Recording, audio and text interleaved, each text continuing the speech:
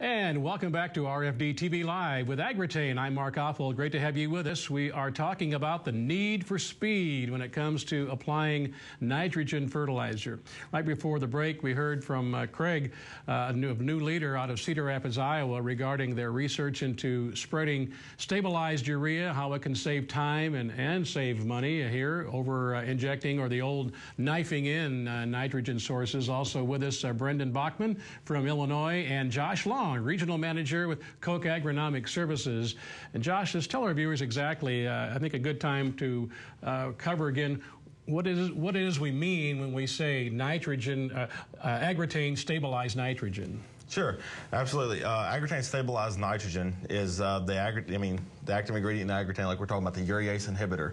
When we add that urease inhibitor to the urea, we block that urease's ability to react with that urea, so it becomes stable. Urea is a volatile product, so if we can block that urease enzyme we're talking about from reacting, we can minimize the ammonia volatilization. As you see in the slide here, the prill's laying on top of the ground there is representing urea.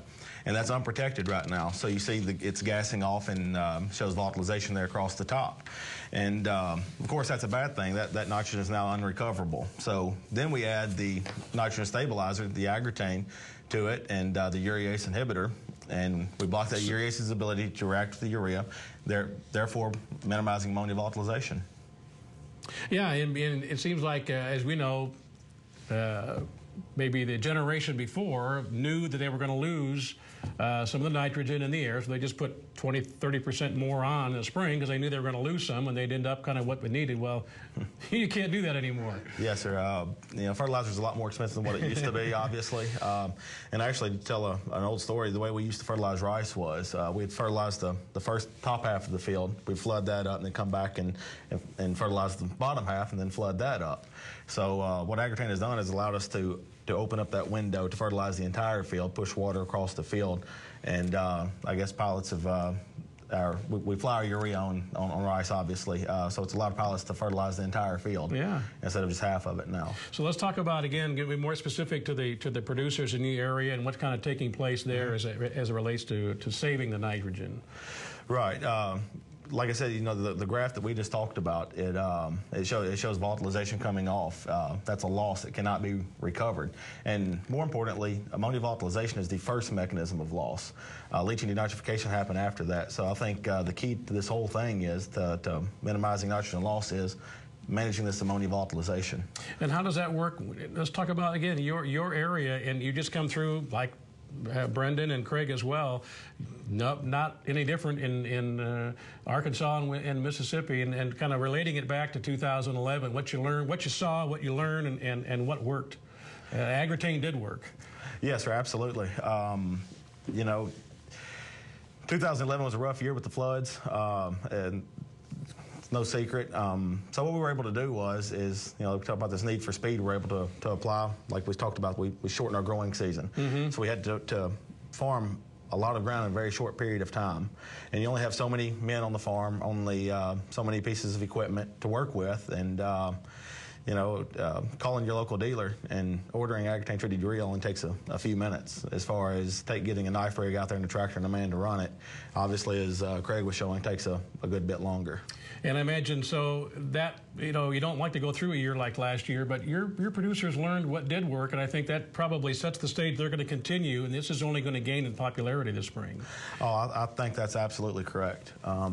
It's been widely accepted across the board, especially by rice producers, and now corn and cotton producers in my territory are starting to adopt the technology as well. Brendan, how about you? We go back to, I know Illinois was hit hard as well. Yes, you touched on that here. A wet spring. Illinois is a long state when you start talking north to south, but in your area, that's the kind of stories you might have of someone that was helped last year. Well, I mean, the weather, like you said, was definitely a factor. We actually, in certain parts of my geography, had the wettest June on record, and then ended up being the driest August too. So yeah, what did you say? You had how many inches of rain in June in 24 hours? In one night, it estimated over 10 inches of rain. Yeah. So I mean, it was pretty much devastating, changed the landscape for sure. But with that, came saturated soils here this year, just like all across the Corn Belt. And what we started kind of playing around with was how do we get some more urea out there, more nitrogen post, because we knew we were going to be short by the time that come around.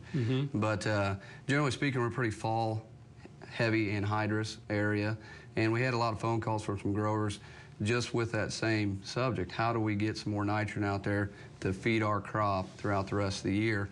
And at that time, the corn was getting pretty tall, so it was a challenge, to say the least. But we definitely had some success with urea. One grower called me up with those points, and we actually went out there and spread some whole fields, and noticeable difference throughout the year.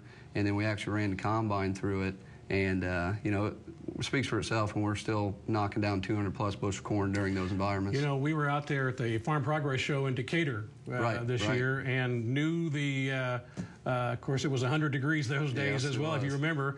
But again, you could tell that's one of the benefits of a show like that. You could tell in the fields where they did have the nitrogen when they needed it, and there were these combines were going through the fields 200, 210, 220, 230.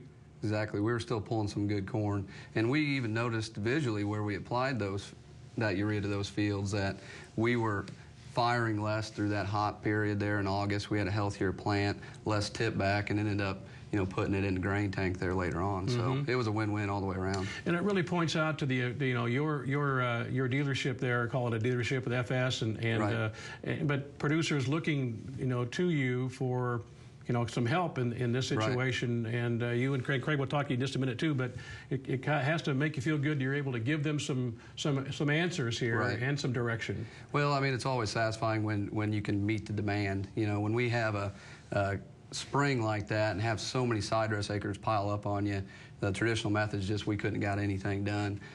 So when you can have a tool like that in your toolbox, be able to go out there and cover that many acres, it's definitely a nice thing to have on our side.